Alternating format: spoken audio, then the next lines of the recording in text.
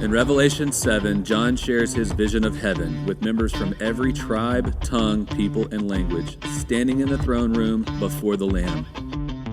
Yet today, there are still over 7,000 unreached people groups around the world.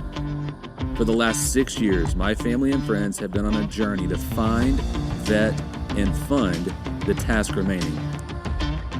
Come journey with us to the ends of the earth as we share the supernatural stories of God at work through the men and women He has called to reach the unreached. Hello, friends. Welcome back to the Unreached podcast. Dustin Elliott here today, your host, and I have a friend of mine. We've been friends for the last 5 years.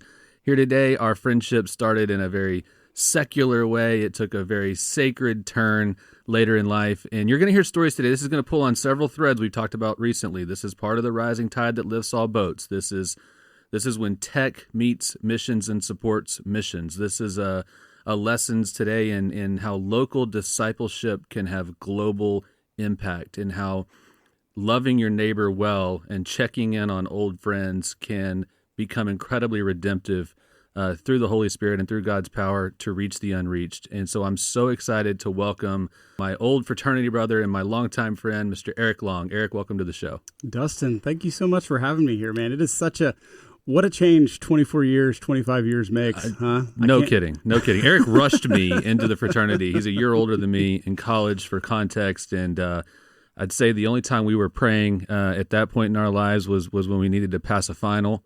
Yep. A lot has changed. Maybe not to do some after some partying the mornings after. Maybe the headache go away. I don't know if that's. I think that's applicable. We're going to talk a little bit about Eric's story, because Eric's story has some really major meat in his testimony of stuff that he's walked through in his life and that God's used to wire him for. And I use that term wire, kind of pun intended, right? Because we got a tech guy. Wire him for where he is and what he's doing today. So part of his story is going to be tough. It's going to be hard to hear.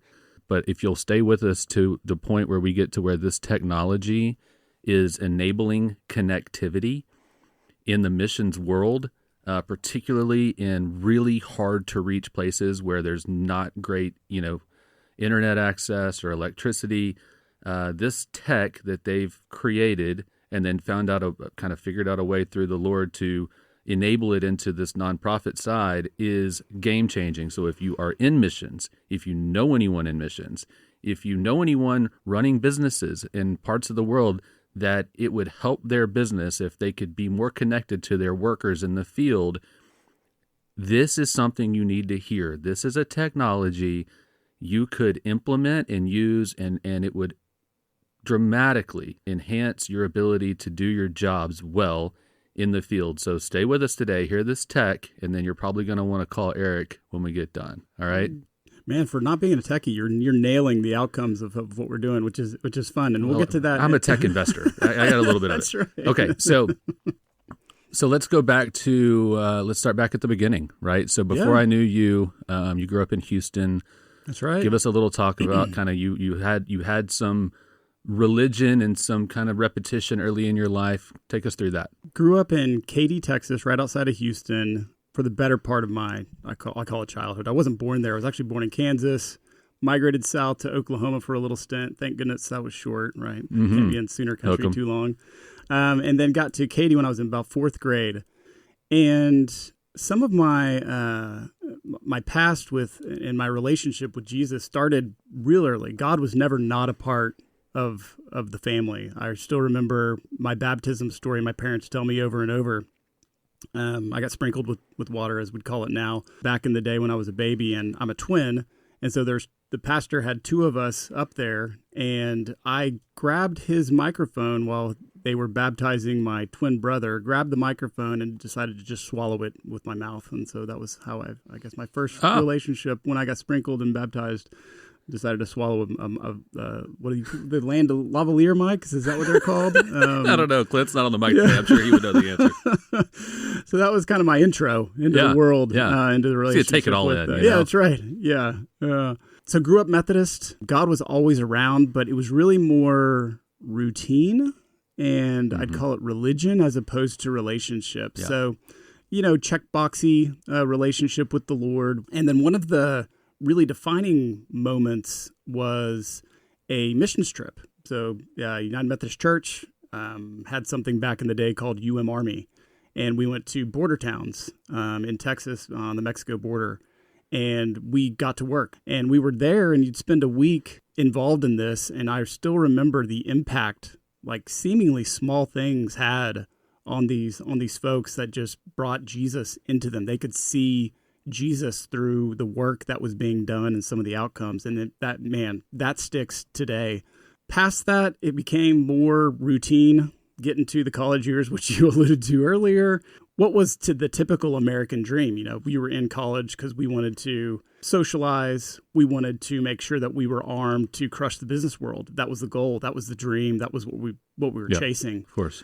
So I started dating a wonderful woman in high school. Went through dating on and off through college, but mostly on, and ended up marrying her. She was a Catholic. And so by the time college finished that and graduated, right after graduating, I think Stacy and I, my girlfriend at the time, got married, and we're kind of, again, living that American dream. I started working for IBM as everything from a developer, architect, executive, so on, and traveled the world, which was awesome. Yep. Again, chasing and living that American dream. Right out of school, we bought a house, started thinking about kids, got another house. All the goals we had were really around that next title, that next, lot or house, or what's the next car look like.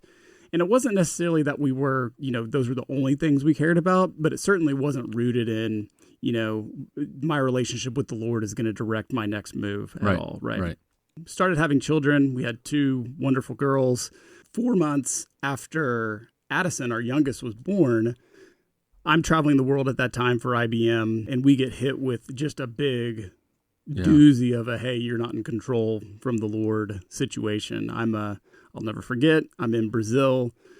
I am teaching a room full of developers and architects and maybe even some executives at that time, how IBM's technology competes with a competitor.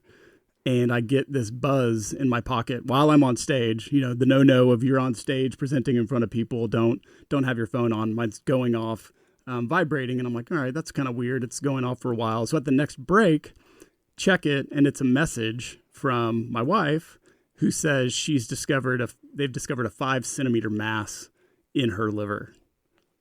Boom. Yeah. Right? One of those boom moments of, holy cow, I'm living what I thought was the dream, up on stage, traveling the world. I'm in Brazil, beautiful building, like we had a view of the city, and then just whammy. Yeah. What happened? Turns out she has had a super rare cancer. It's in your bile ducts in your liver. It's called intrahepatic cholangiocarcinoma. It just rattles off the tongue, right? Yeah. It's a cancer of the liver, super rare again, like 1 out of every 200,000 people gets it. And it had grown fairly large at that point. Yeah. So had to pump the brakes on quite a few things to really just focus in on that. The first prognosis we got was, you need to make amends. You've got 3 to 6 months. Hearing that, we're like, no. You got this all wrong. Yeah. I'm in control here. Yeah. That's not right. This can't be right. So we went to many, many doctors, lots of prayer at that time. And I'll kind of get to that. Like, that was kind of, again, going back to prayer, and the lack of relationship really affected things there, because it was almost, I call it now jokingly, even though it wasn't a joke, like almost Santa Jesus, like, Lord, fix this. Yeah. Like, instead of what can we do with this? What are we supposed to do with this? It was largely, how do we fix it? Yeah. What's your will for this? What's your purpose in this? What are you teaching us? And it wasn't that. Yeah. It was just fix it. Just make her better. Right. We get to, there's a prognosis of 3 to 6 months. She fought, you knew Stacy very well. She was a fighter. No doubt. She was not going to stop with that. So she won poker night at the house more than anybody else did. Yeah. I think you're right on that. Yeah. So yes, and then so that was a long battle for 4 years, 2 months. So she passed about 10 years ago, and unfortunately did lose that battle, but was a fighter with that. So I'm 34, I just lost my wife. I've got a 4-year-old and a 6-year-old. What the heck am I going to do here? Yeah.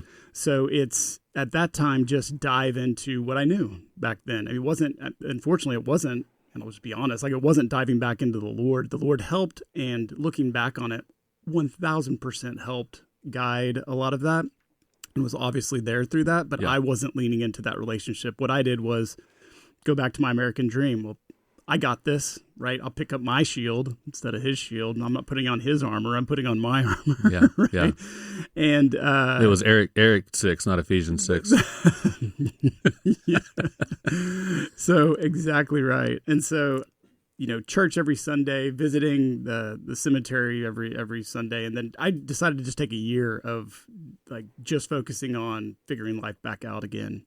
2 years after that, as God would have it, met Julie, current wife. She challenged things that I thought were status quo. I mean, going back to challenging things like routine. Mm-hmm. She challenged, like, why are you saying the Lord's Prayer like at night? I was like, because you say the Lord's Prayer at night. Yeah. I was like, what do you mean? That's what you do. Yeah.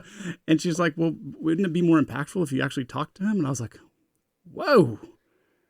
Blue, like, these blinders you have on, right, just started getting shattered. And this was, again, very impactful in my faith walk.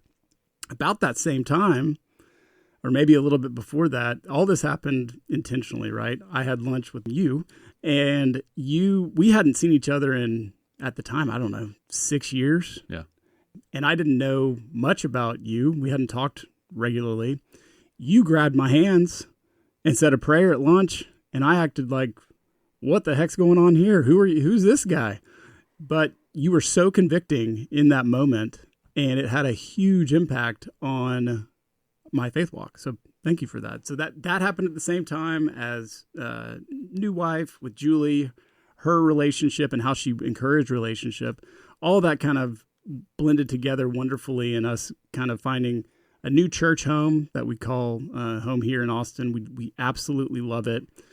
We get into the Word daily, and it's now relationships leading as opposed to routine and religion. And it's really changed not only our relationship with the Lord, but our relationship with our family, with each other. And it's been and at this point, that's going to be a great segue into what else it's changed, which is you dove deep. You fell completely off the deep end, and you met with the missions pastor, and you started taking classes, and you started really like figuring this stuff out. And what is God calling me to? I've got this unique testimony. I've got this kind of unique skill set where I really, I've spent 20 years traveling the world in tech and developing tech and taking tech to market. And what do I do with all that?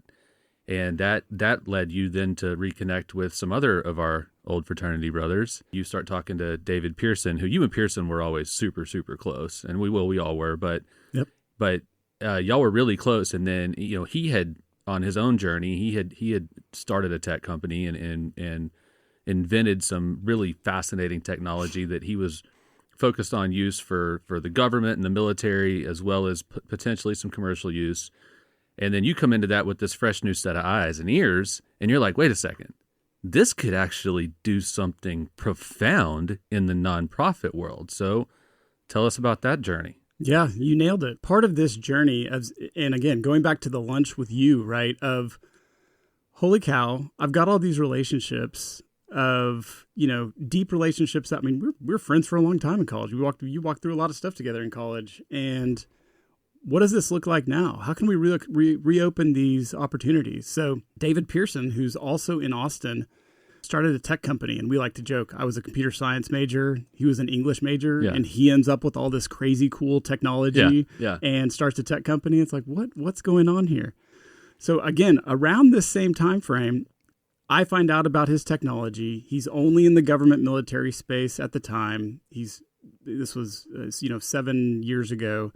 And I said, dude, this technology, if you can pull it off, is going to be a game changer. I'll invest in it now.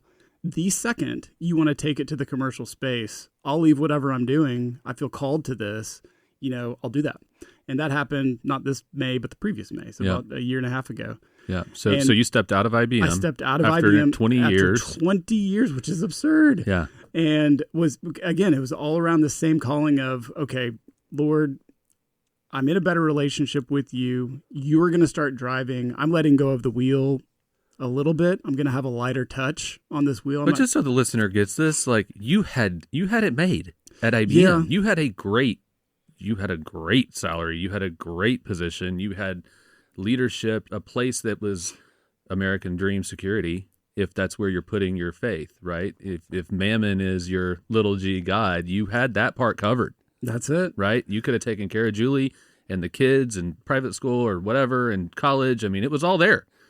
Then you said, no, but God. Yeah. God's got more for me and something bigger in my life. And you didn't necessarily decide I'm going to uproot and move to another country and be a missionary, right? You said, no, this is my set of gifts and my set of skills, and I can actually support the entire mission community if I will lean into this technology and make it available to them. That's right? it. Yes, 1,000%. And it wasn't quite that easy. I wish it was that easy. Yeah, of course it was. I'm a very stubborn guy. And so the Lord laid it on my heart probably 5 years ago, and it took me until a year and a half to actually get my rear in gear.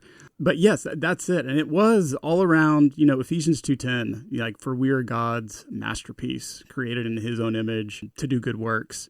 And so it is, well, what do I know? And so looking back at a 20-year career at IBM, it's like, well, I know emerging technology. I can talk tech. I've got the glasses. I can, I'm a nerd. I'm a nerd at heart, believe it or not. So I can nerd out on some technology. So I was like, how do I take that? And then going back to that 13-year-old Eric, right, of, man, this missions thing with Jesus was alive in that. I mean, bringing people, talking about the gospel through good works. Where does that meet? Yeah.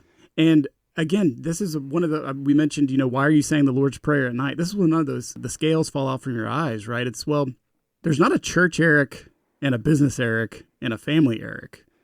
There should be one Eric grounded in a relationship with Christ. That'll right? preach.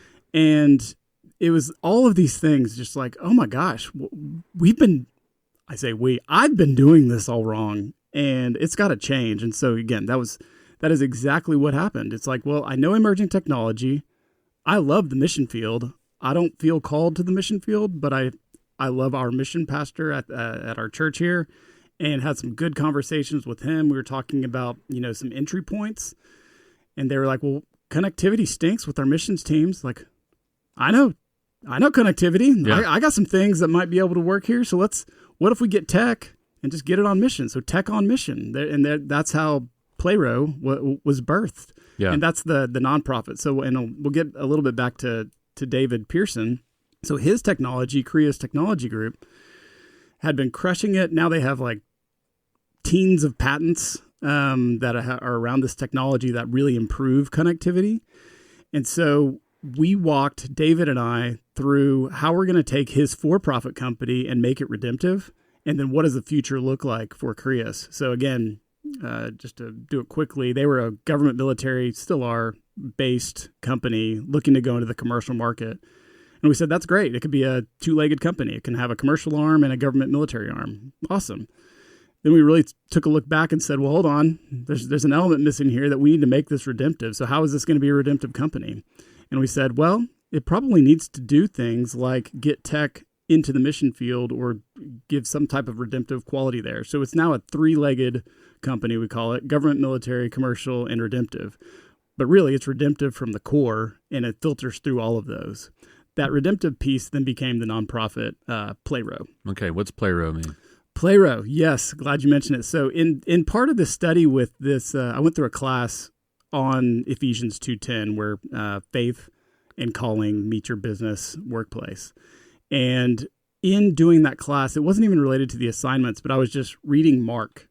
And it's the first thing Jesus says in Mark. And you have those moments when Jesus just smacks you on the back of the head. I don't get the crazy like dreams or like visions or whatever, but words just pop out on the page in this instance. Yeah. And it was Mark 1:15. The time is fulfilled and the kingdom of God is at hand. Repent and believe in the gospel. He laid that on my heart so hard. And I got, again, nerded out, went to Logos Yeah. and Blue Letter Bible to understand what this word fulfilled is, because it is popping off the page for me. So look under the covers, and it's a verb. The verb version of this word, to fulfill, to complete, is Pleroo. Technically, it's Pleroo, but that doesn't roll off the tongue. Yeah. That's easy. And I was like, I love this word. I've got to, like, this, Lord, what do I do with this? I love it. I'm in it. Let's go. I think this is what I'm supposed to do with it. If you look at further definitions, so the word means to complete or to fulfill, and in this case, it was to fulfill spreading the gospel. And it's littered throughout the New Testament. But one of the coolest definitions is, you mentioned rising tide lifts all boat, as you often do in this podcast, which is awesome. So keeping with that nautical analogy here, one of the definitions of Pleroo is the wind filling a sail of a ship. And I was like, whoa, there's something here. I'm not on mission. I'm not in the bush, in the jungle doing mission work, but they are. There are mission teams in the bush doing all around the world. Yeah. Those are our ships, right? They're sailing around. They're crushing it. They are spreading the gospel. I mean, they are the Great Commission, right? Pleroo just wants to give a little boost to their sail so that they can communicate with their sending organizations, their sending churches, and just help them out, whatever it may be. So highest level, Pleroo brings tech to the mission field, period. Emerging technology to the mission field. But by virtue of having a deep relationship with this connectivity company in Creus, that's where we're starting. And again, trying to keep a light touch on where it goes. I'm going to bring this down to a fifth grader level. Yeah. Okay. Does this mean that I can use my phone where I couldn't use my phone? Oh, it means a lot more than that. Okay. Okay. It means I can get more electricity and access through my phone, computer, et cetera. So it's not just like Starlink and Wi-Fi. Right. So tell it to the fifth grader level of me what it can do, so that if I'm thinking about deploying this or engaging in deploying this tech for my mission workers, what does it do? A great way to, and I'll correct a little bit on the electricity part, because they got a really cool application. It doesn't bring electricity, but what this technology does, one of the core components of the technology, is anywhere there is electricity or existing infrastructure, so power lines, coax, or anything, even rail lines, which is an interesting application, it can build expansive mesh networks on top of it. I think we know what mesh networks are, right? Yeah. Like in your house, you can usually kind of go outside, and then you start losing your connection. Yeah. With this technology, the government wants to use it for a coast-to-coast mesh network. So the scale gets blown up there, right? It's a lot different. It's not just bringing like internet, like a Starlink, to disparate places. Because with a Starlink, you can go and populate a house really easily. But what happens about the next house? Well, you need another Starlink for that. Yeah. What happens if you want to go on a hike? There's a mobile Starlink for that. And those are all great. Those are good solutions. This technology could take a Starlink and distribute it across an island, or a Starlink, or a internet feed, or not even having internet. You could still have communication with these devices across an island. So going back to like analog, or like older school than Wi-Fi. Right. Well, I mean, it's still technically a network. Yeah. Like Wi-Fi. Like, so the way to think about it, you'd still get on your phone and connect any device to it. So I could then WhatsApp you or message you. And so we could still do that. Yeah. But you wouldn't necessarily even need the internet. Because there's been some mixed results, I'll call it, with people just, hey, there's a tribal village. Let's go throw some internet on it. Yeah. Think about what they're going to find pretty quickly on the internet. And they do. It's so sad. And it's just how strong the devil has hold of this place, right? I mean, Elon Musk did this. He brought Starlink to a remote tribe in, I believe it was Africa. Within 6 months, the primary users of that technology were addicted to social media and porn. Yeah. It's that fast. When you just go and say ungated access to the internet, go have at it, what are we going to do? We're going to go back to our vices, and it's going to take hold. Yeah. So one of the goals of Pleroo is to empower the mission teams first so that they can help steward the technology. There you go. But also to have the mission teams use the technology to impact their goals, right? So that, it's not just having Wi-Fi so they can unplug and watch some Netflix, right? Yeah. It's so they can video chat with, their organizations, their support teams. And we just had some mission folks here for an event, and I was just in Greece doing a missions conference, and they are so isolated at times. It's real easy to get isolated for years at a time when they don't have access to their support team. So if we can do things to bring connectivity to help them feel better supported, awesome. Yeah. There are more long-term plays that I think are even more impactful. Well, think about practical life, right? So you're raising your kids, they're young. You have just normal life issues of being a married couple raising kids. Now you're working in a tribe or in an unreached people group. There's issues where you need to reach back out to your support, and you can't do it from where you are. So you've got to leave. Mm-hmm. You've got to hike days sometimes, or get on a helicopter and go back to a town somewhere where you can reconnect with everybody and get your newsletter out and do those things. And now she's back alone. She can't communicate with you because she has no ability from there. You're not sure how that sick kid's doing. You're not sure how pregnant woman in the tribe's doing. You're not sure how all these things.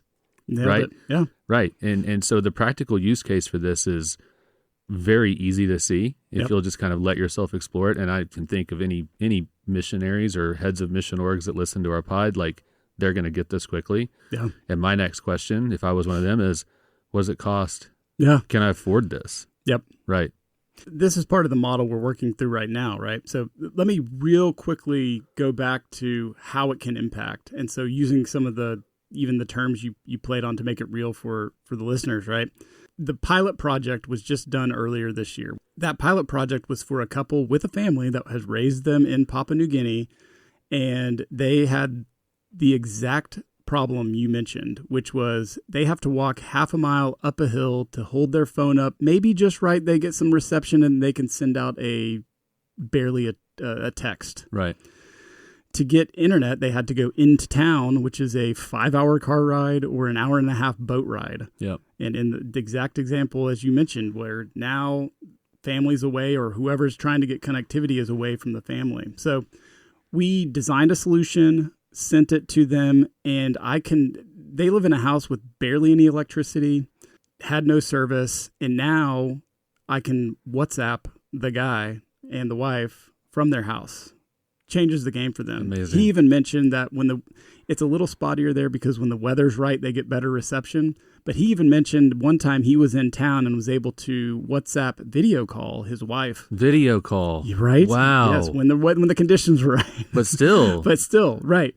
And so take that a step further. Just think about how encouraging that is just in that moment for her and the kids and their family. Just in that moment. Yeah. That's so, so good, man. And then so take this a step further. Our big, hairy, ambitious goals, right, or bags are, if we had this across the island, the wife is a nurse. And what if we had the nurse be able to telehealth with people on the island who have zero access to or not zero access, but very little access to quality healthcare? Take that a step further, and now we could even connect them with doctors, perhaps in Australia, New Zealand, on the same time zone, wherever they are. Yeah.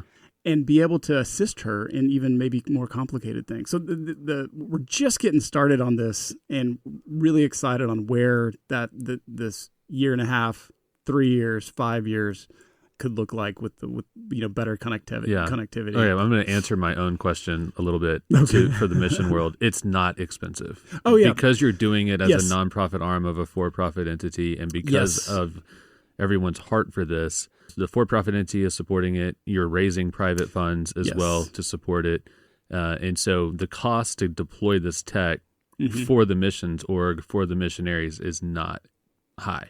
Right. It's not high. We're still, like I said, our pilot project was just finished. We have a kit that we think will fit a lot of needs that we can get down to around the $5,000 mark. Yeah, it's amazing. But yeah, not expensive in the grand scheme of things for those. Well, and pretty much everybody, I mean, has somebody that would foot that bill for them, right, to get that connectivity out there and provide them with that kind of quality of life, opportunity for missional excellence, right, and just think about how your witness grows in that community. Yep. If you're able to telehealth in a doctor and save someone's life in a childbirth situation. Yeah.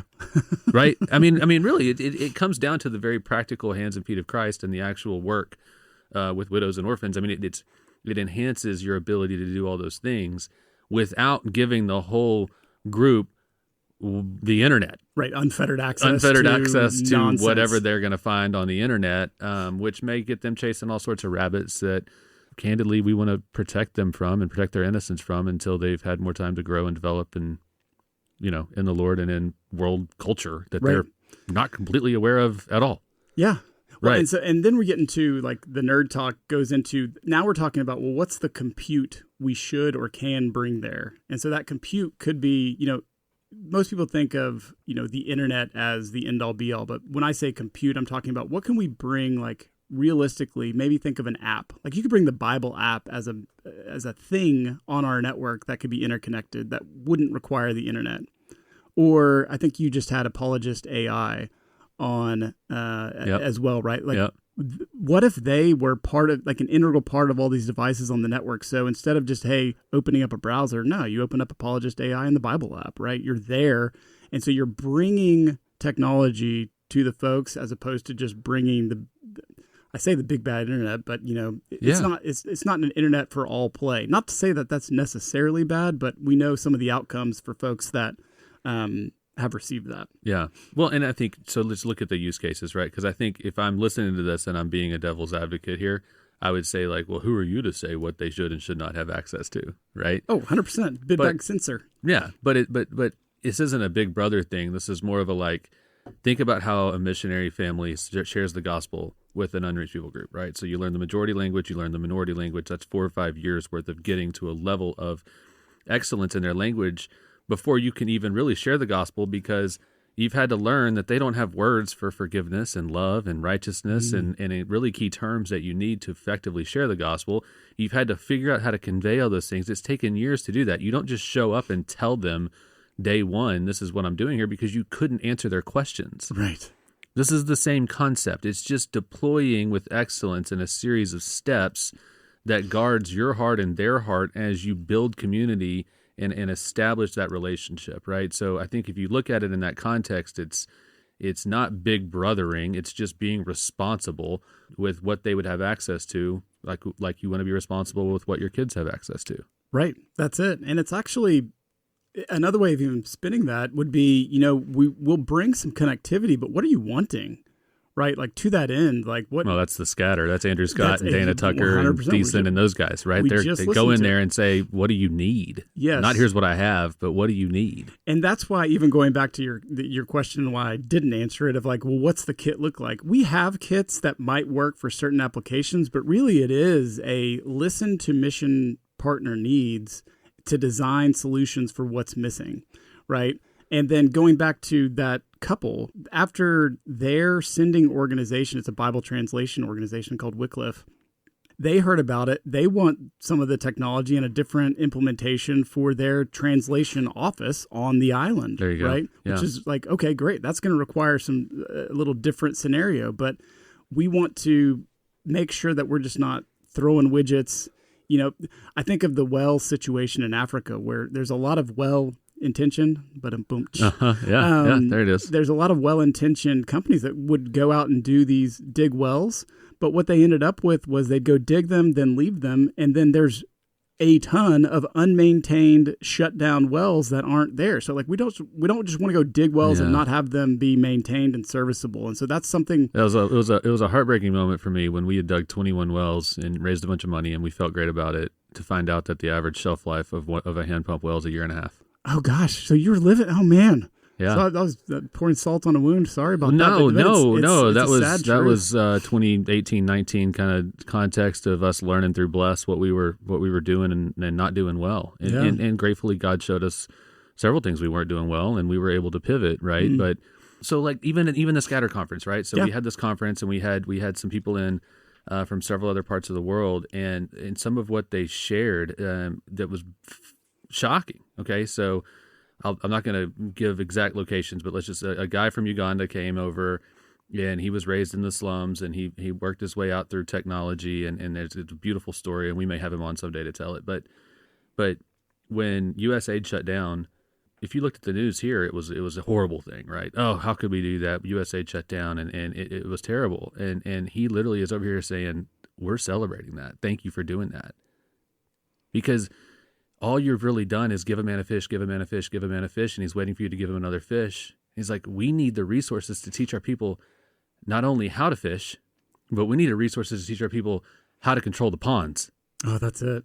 It just like, it gives you goosebumps, right? I'm getting the goosebumps yes, from his story. because we thought we were doing good, and we thought we were doing good. Look back at the orphan crisis, right? We were like, oh, we should fund these orphanages, and this is better for kids. Well, then families are getting rid of their kids to send them to the orphanages. And the real truth was, we needed to talk to the family about what they needed to keep their kids. Yeah.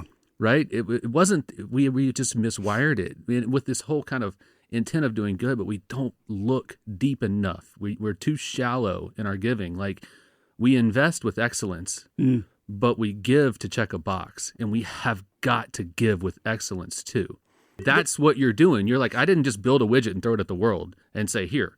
What I did was we developed tech that could be curated and could be put together in a certain way, depending on the need of that people group in that part of the world. And it's not always going to look the same. So we need to slowly, methodically ask questions about what do you need and what's the level of engagement you want at this stage, depending on where you are. Yep. So if you hear that, and I can hear friends of mine that listen to this smiling, because I know how much they're going to appreciate that posture. Yeah. What can we do to help? That's it. And it goes back to I'll parallel this with faith walks, right? It's like, it's not just routine, check mark, throw money at the problem. It's breaking these trends of routine and check mark and getting into the relationship, because that's where it is. That's where you're going to provide the most value. And so that is right at the heart of Pleroo is, keeping that light touch. We're not just pushing widgets. We're pushing relationships, and we're looking for folks with relationships that have big ideas so that we can help solve them. We've got, right now it's very lean and mean with Pleroo. It's myself at the head right now, but I've got a slew of engineers and contacts that help with design work. They want to volunteer time and technology to solve some of these problems. And so it really is, what are the relationships that can yield some low-hanging fruit? We've got a good kit, quote unquote, that we talked about earlier that can solve some needs, but there's more here that we can do with proper relationships, understanding what they are, and then designing some really, impactful let's play solutions. this out. Somebody calls you, they say, hey, I've got an opportunity, you vet it makes sense. Mm-hmm. What happens? Does somebody fly over with the tech and set it all up? We didn't even do that for the previous one. We don't even necessarily have to fly over. A lot of it is plug and play. Wow. Like, plug this in. And now, granted, our Papua New Guinea pig in this previous one. Yeah. This is the all-time pun episode. Yeah. All right. Who did you think I haven't changed from college. Of You're course. still going to get know, those dad know. jokes. So our guinea pig there, man, he had a 14-foot bamboo pole with one of the antennas to get better connectivity to a cell tower. So he was experimental and willing to work with us. But a lot of this stuff is, we shoot it to you, you plug in, and sometimes that's even hard. So we even send generators and solar powered stuff with them as well. But you plug in, you're done. There's no let me reset my router or go and unplug my router. You open your phone and you go to the settings and you look for the thing and you connect and you're going. You're done. Actually, and for some of them, you don't even have to do that. It just grabs the signal. It boosts your cell signal. Yeah. So, So there's some cool stuff there. And then we'll take that cell signal, turn it into a network, and then we can shoot that out a variety of ways too. So we try to make it as plug and play as possible, because we know, not everyone's techie. And especially those in the mission field, they might not have any background in technology. So, all right, this may sound silly, but God just prompted me to say it, so I'm going to say it. The first person that reaches out to Eric that vets a project that he decides to do, the Unreached podcast will fund that one. There you go. All right, let's go. So let's get this going. Let's get this moving. Let's do it. Clint and I would love to be a part of that team. So we'll support Love that. We'll pray with you on that. And man, just thank you for giving everyone an example today of what it can look like, right? To chase the American dream and secular success and all those things, and then get to a point where God breaks you. You look back, you see where he was working the whole time, right? But then you see this massive pivot point where it's not about me getting up every day and asking God to help me accomplish what I want to do. It's about me getting up every day and asking God, what does he want to do? Mm-hmm.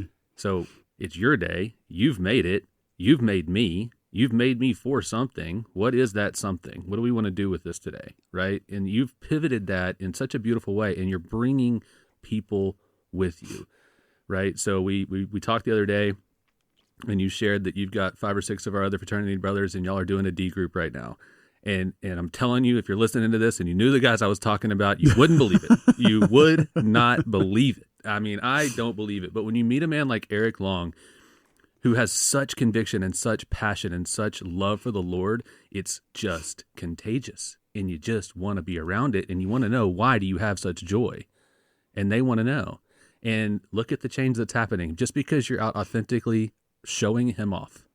Oh man, you nailed it. It's authentic, being authentically you, being and him shining through you, man. That's you, brother. That is you. That's going back to a lunch. That's you reaching the unreached on this podcast. I appreciate that. That's very kind and very humbling to hear. My very clear life mission is to make disciples locally and reach the unreached globally. And when you get to make a disciple locally or be a part of that, and then that disciple is reaching the unreached globally, I mean, that's like the ultimate. Wow. Disciples making disciples. It is. It's 2 Timothy 2:2. That's right. Thanks for being on. Thanks for doing what you're doing. Stay in touch, obviously. We want to do a follow-up when we get this project that we've just put out into the ether, out into the world. That's right. Well, I did a podcast recently where I said I was going to write a book, and Travis Roby, he texted me after, and Travis was like, "You put that out there," and I was like, "Yeah, I know. I've got accountability now." Now you're stuck, and we're already working on it. Jack and I are already working on the book, so we'll do that too, and then we'll do a follow up, and maybe we'll even have on the people group that we don't even know yet that's going to get this tech, and hear their story of how they deployed it. Well, I think it might be a whole continent now if we do it right. And really have you on the hook for this. Right? All right. Well, it's all God's money, right? That's not ours. Yeah. Okay, so for those listeners that hear this and they want to engage, they want to find out more, they want to see if this is something that could be a solution for them or someone they know, what do they do next? Yep. So right now we are, like I said, we're lean and mean, but we do have our website's the easiest place to go. We've done a lot of the plumbing, I'll call it. So there are places to donate at Pleroo.world. So it's PLEROO.world. All right. And that's where you find us. Okay, so go check out Pleroo.world. And Eric, we always ask our guests to pray for the listeners at the end of the episode. So would you please close us in prayer? I'd be honored. Heavenly Father, Lord, my goodness, so grateful for you filling up this room, just having conversation to glorify you. It's not why we do this, it's what we do with the gifts that you've given us. We're so grateful for that, grateful for the conversations, and just excited to see the joy you bring, the gospel you spread to the different parts of the world that haven't even experienced your joy. Let us fulfill and complete that mission. We love you. In your name we pray. Amen. Amen. Thank you for listening to Unreached. Our sincere desire is that what you've heard today will cause you to see the mission of God differently and your role in it more clearly. If this adds value for you, and we hope it does, would you please rate and review the podcast wherever you listen? Also share with your family, your friends, your church, your life group, small group, D group, wherever you do life. And if you want to connect with us, find us on Instagram at Unreached Podcast or email us at unreachedpodcast@gmail.com.